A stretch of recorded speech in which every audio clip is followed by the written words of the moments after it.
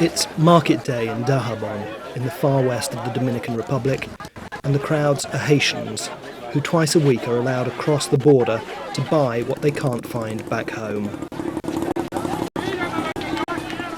This river's the border, and each market day 8,000 Haitians walk, wade or wheel themselves across. But that's a figure dwarfed by the hundreds of thousands who have made the trip legally and illegally, not just for a market, but to try to find a better life with their richer neighbours. The Haitians are crossing into a country whose economy is working, from one where it's in ruins.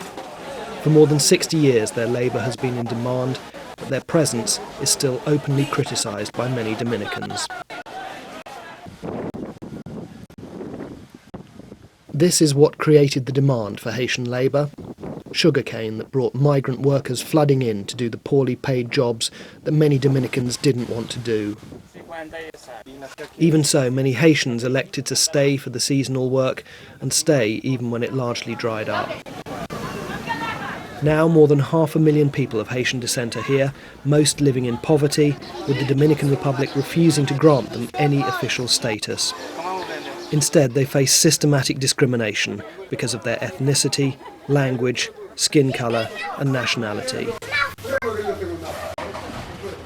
The only work they can get is as manual labourers on fruit or sugar plantations or in cities on building sites.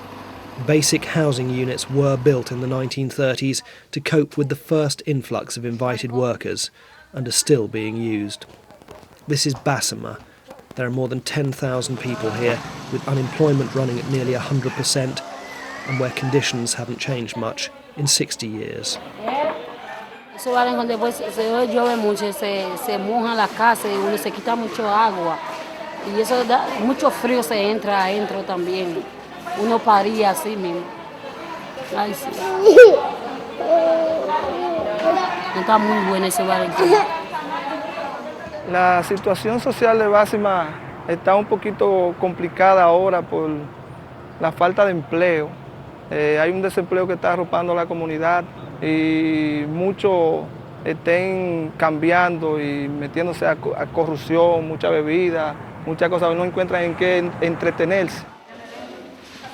Tú puedes observar el techo, que no sirve para nada, porque hace bastante tiempo que lo hicieron.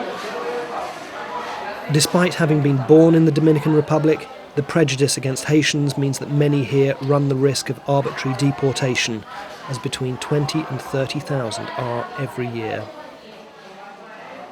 Conozco personas, compañera promotora de Valverde Mau, que el año pasado la deportaron,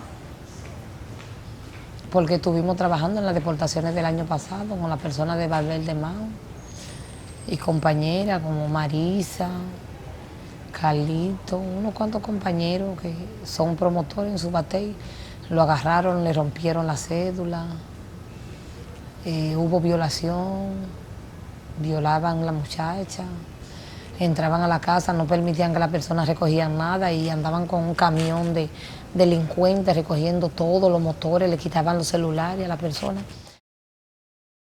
Many stay in the slums to reduce the risk of being sent to a country they've never visited and whose language they don't speak. The Dominican authorities use a legal loophole to claim that families that have been in the country for generations are in transit and therefore shouldn't be given citizenship, and without papers, the problems these adults face are not just their own.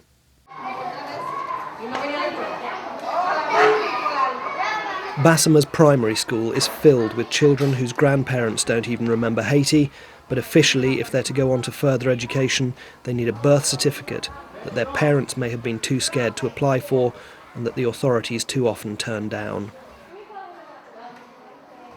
Tenemos una cantidad de niños en los batalles que no accesan a la escuela por acta de nacimiento, que sí han nacido en el batey, pero como sus padres son inmigrantes y no tienen papeles, no tienen documentos, entonces no le quieren declarar a los niños, en la escuela no te lo aceptan sin acta de nacimiento. La mayoría de veces tienen que ser empleados por una empresa que tenemos en la comunidad que se llama Cítricos Dominicanos y hasta ahí llegan. O sea que que para un futuro de ellos es un futuro casi incierto. Even though they were born here, children as young as these are being deported every year by a government that's giving in to prejudice and refusing to give people the basic human right of belonging to a country.